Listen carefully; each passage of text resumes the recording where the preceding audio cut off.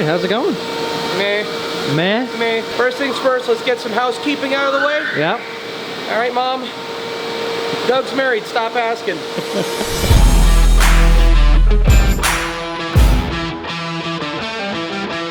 We're doing a tour. Yes, we are. Of the MGT process. MGT truck comes in, we unload it, goes to the back. I guess we should go take a look at the back. Back here we have basically an unloaded truck, all counted, ready for us to go ahead and pick and choose parts that we need in order to create packages, sand them, process them, take them down to finish, get them ready, get them shipped out to customers. Some of these parts need to be M&T, which means we need to put holes in them. Those parts go to Jason. Hi, Lucas. Jason puts holes in stuff professionally. Thanks, Lucas, for that introduction. Are you passing it on to me? Here we got the M&T, otherwise known as the mortise and tenon machine. This slot right here is what they call a mortise, and then this is the tenon. They fit inside just like so. These are the armrests. We get these in from Massachusetts. All I have to do is place it on this fixture right here. To get myself started, you can see we don't want that to move around. Moving around while machining is bad. So we have suction. What's gonna happen here is this is gonna suck down all the parts and keep it straight. Keep it from moving. Voila. I'm gonna hit it, and everybody's gonna...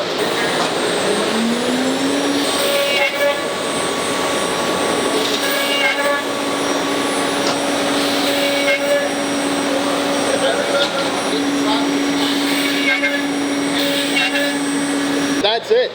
That is the extent of putting the holes in on the armrests. Next step, after Jason takes care of everything he needs to do, we bring everything up, we move into basically MGT production, primarily sanding and shaping and a little bit of profiling. Here's where the side rail armrest and the shield rail armrest are initially routed. They are machined with a chamfer on the front and on the back. They have no chamfer along the sides, it's just flat. We run them through a router over here, and we actually route on that side chamfer.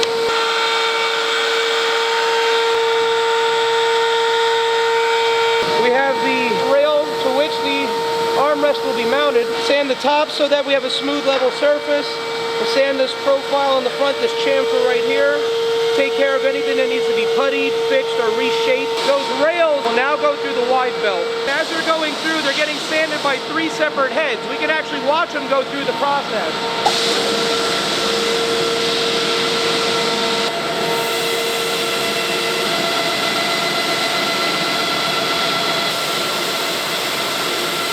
It's both dimensioning and giving us a final sample, or a final surface. Once they're done, they come out over here.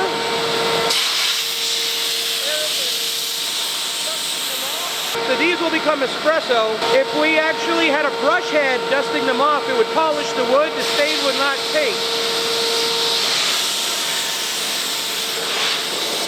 Instead, you've got to blow it off. We're going to move over these rails and see if we can't get a little bit of assembly done. Now, first thing we do when we grab the metal over is we actually have to clean it off so we don't leave fingerprints on it. If we have fingerprints on the wood itself, the stain won't take. You'll actually see our handprints in the wood. Very simple process of wiping. Just to get all that off of there. Woo. Loaded.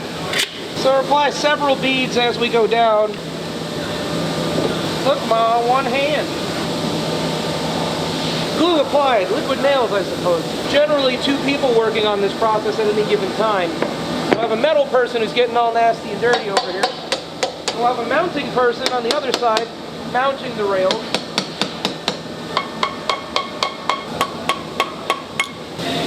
Yep, wash your hands. Woo, that one went in a lot nicer. I'm gonna have Eric move the piece now. He's loaded up one of our armrests. Armrest loaded, armrest is upside down.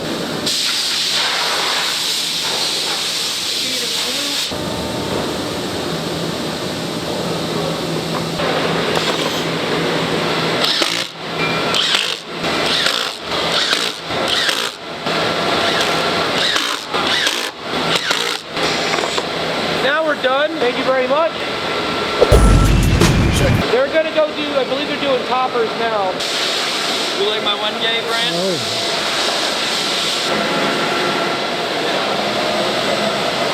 As you see, he jammed it up. We have a safety guard here. Basically, at any point, should your hands get close, knock that guard, whole machine will basically stop speeding. This is what happens when you stop the machine by accident. All right, so How's it going, Ian? Pretty good. I just wandered in from the cold. I have no idea what's going on. Ah.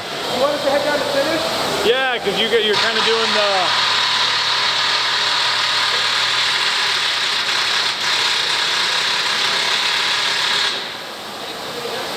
No, that's fine. We'll wait.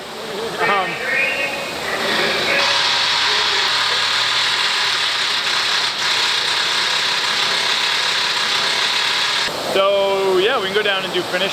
We should probably grab Rich. Okay. The finish guy. Not the country. Yeah, no, he's from Finland. From Finland? Thanks, Lucas. Not an exit, so. Oh. Watch the ice. Watch the ice. All right, so we're leaving the workshop. We're going to the finish shop, which is in a totally different building. We actually have to move all the parts from workshop down here, so everything enters right here, coming into finish. Okay. Who's starting? All right.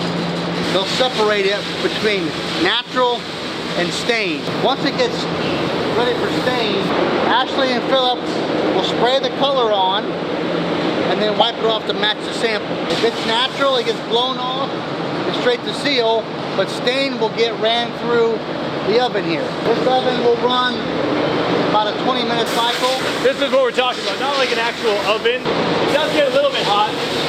So it's just like heat lamps and fans. It's actually really nice in the winter. What Beth's doing now, she's clear sealing, which is a clear primer. She'll spray both sides and all the edges.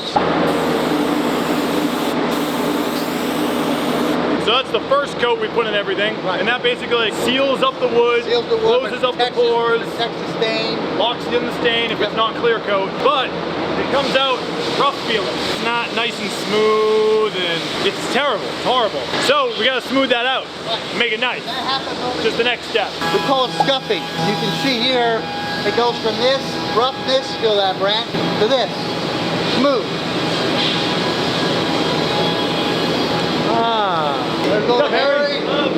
Harry will blow everything off, check for sand through, miscolor, dents, or any type of defect before it goes in the top coat. Darren's putting the clear coat on, the final coat.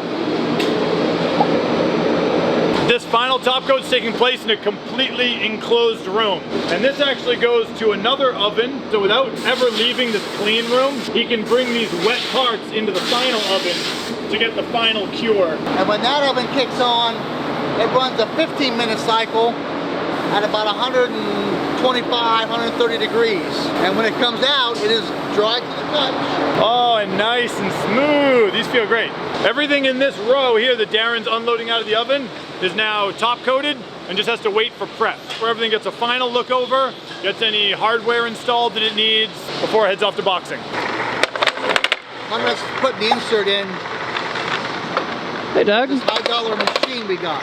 I don't understand how this machine works. Careful. Jesus. Careful. Why? This is like What is happening? Why does it clatter? probably a typical clutch with the in-gate inverter. I'm guessing.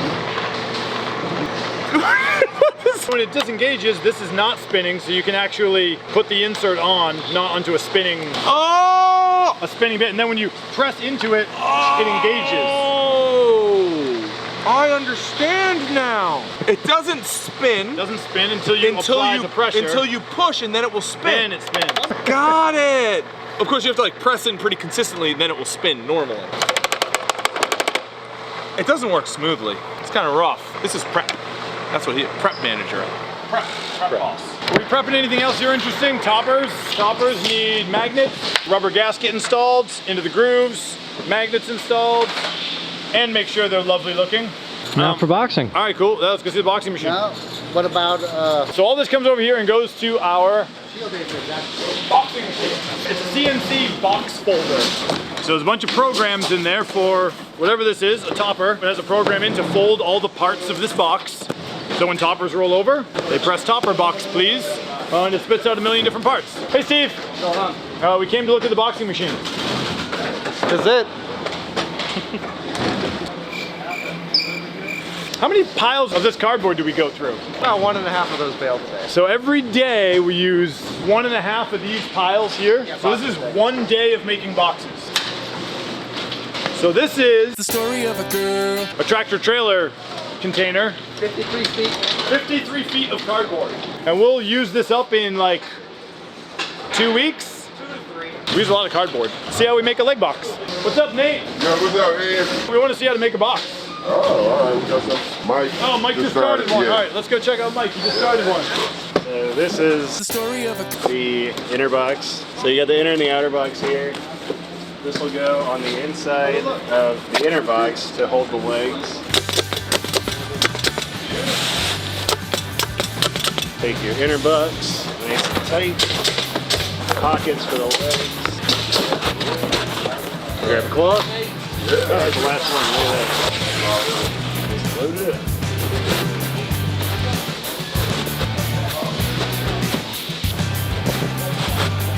Alright, so you just hold the cloth in and outer box.